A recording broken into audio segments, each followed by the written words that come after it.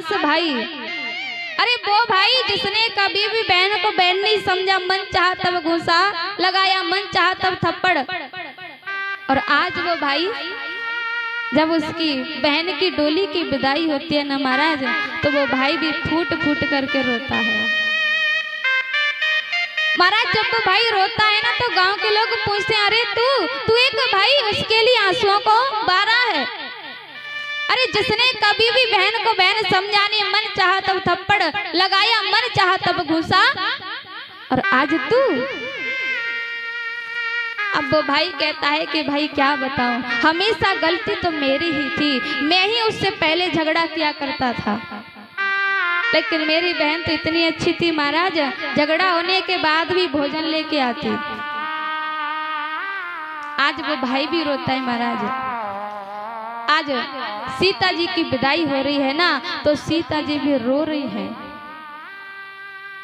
और सीता जी के पिता भी महाराज अपनी सीता की विदाई पर आंसुओं को रोक नहीं पाए महाराज। जिसे ये संसार, जिसे लोग विदेह राज जनक कहते हैं, आज विदेह राज जनक भी अपनी पुत्री सीता की विदाई पर आंसुओं को रोक नहीं पाए महाराज। ये आपकी बेटियां बहन तो ऐसी है महाराज, आप इनको जिस खूंटे से बांध दोगे ना, उसी खूंटे पर पूरी जिंदगी भर बंद करके ही काट देती है। यह तो मान लो आपकी महाराज गाय की बछिया है। आज सीता जी की विदाई हो रही है महाराज, सब रो रहे हैं। अब सीता जी अपनी मैया से कहती कि माँ, आप तो हमेशा हमको सिखाती थी, बताती थी कि ये बेटी तो पराया धन होती है, और आज आप ही हमारे लिए विलाप कर रही है, रो रही है। आज सीता जी के लिए सब रो रहे महाराज। सीता जी सबको समझा रही हैं और कह रही हैं कि मैया, मैं गुड़िया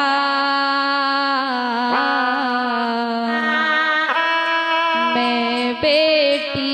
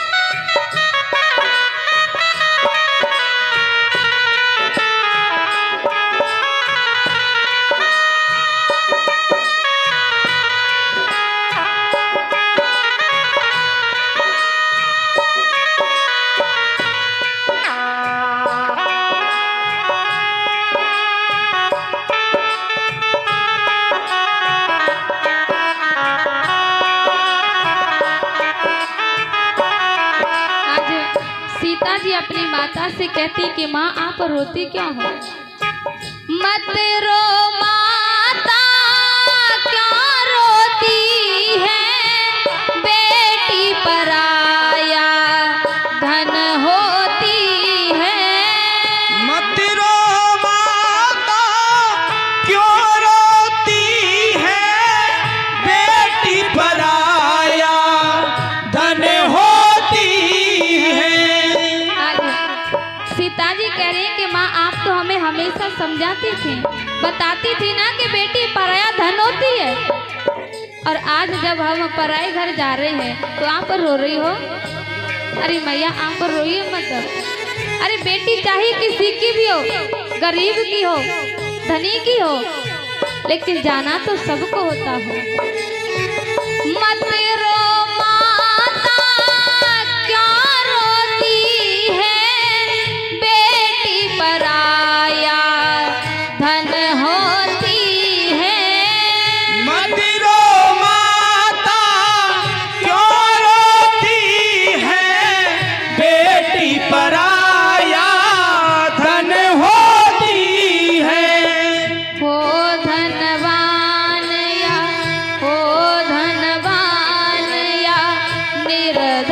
की। मैं गुड़िया मैं लाड़ो तेरे आंगन की, मैं बेटी।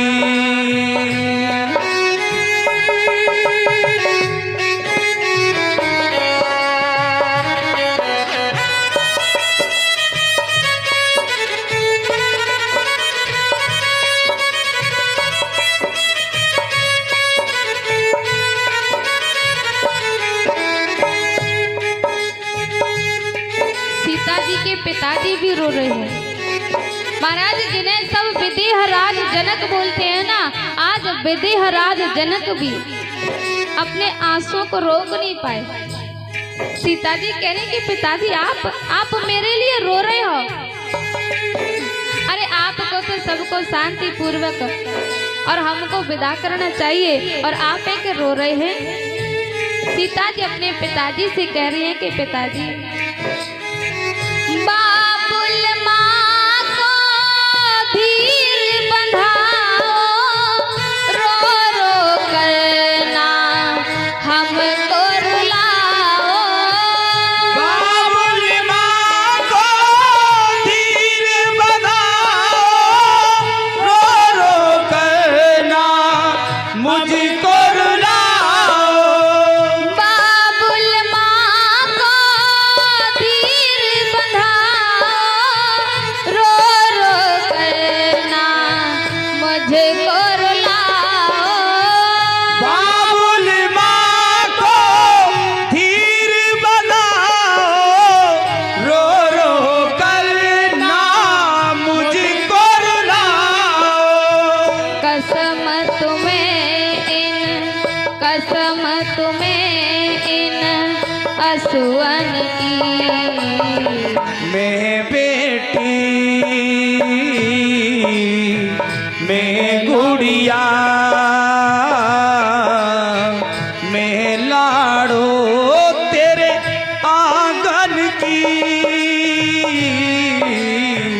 मैं बेटी।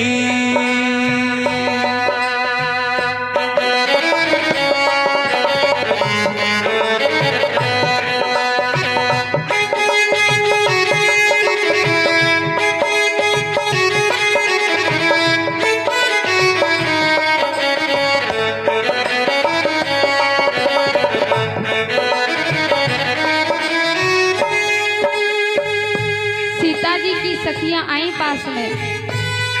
सीता जी अपनी सखियों से कहती हैं कि देखो सहेलियों, बचपन में हम और आप साथ साथ खेलते, और खेलते समय यदि मेरे से कोई गलती हो गई हो, भूल हो गई हो तो क्षमा करना। सीता जी की सखियां कहती, कैसी बात करती है सीते।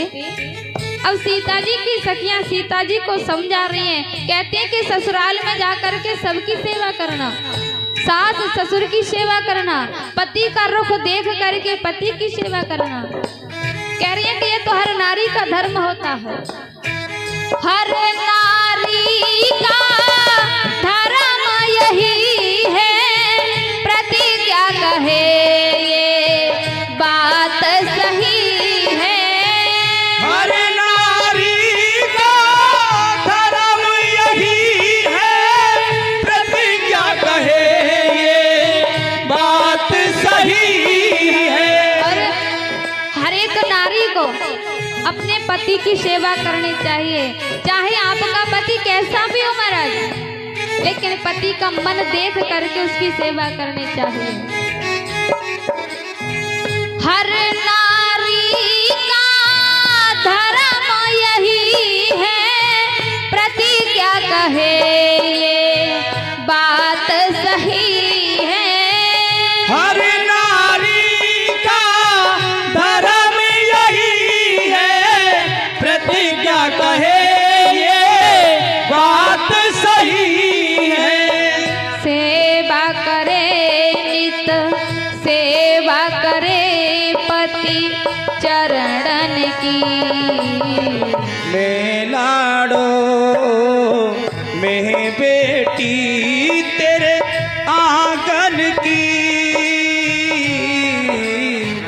मैं लाड़ो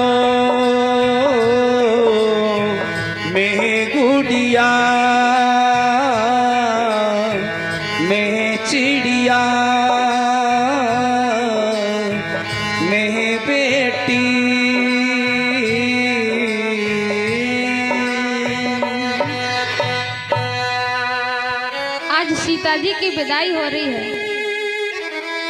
सीता जी की विदाई पर महाराज सब रो रहे हैं। अरे जनक जैसे विदेह राज जनक भी अपने आंसुओं को रोक नहीं पाए, तो महाराज हमारी और आपकी तो बात क्या है।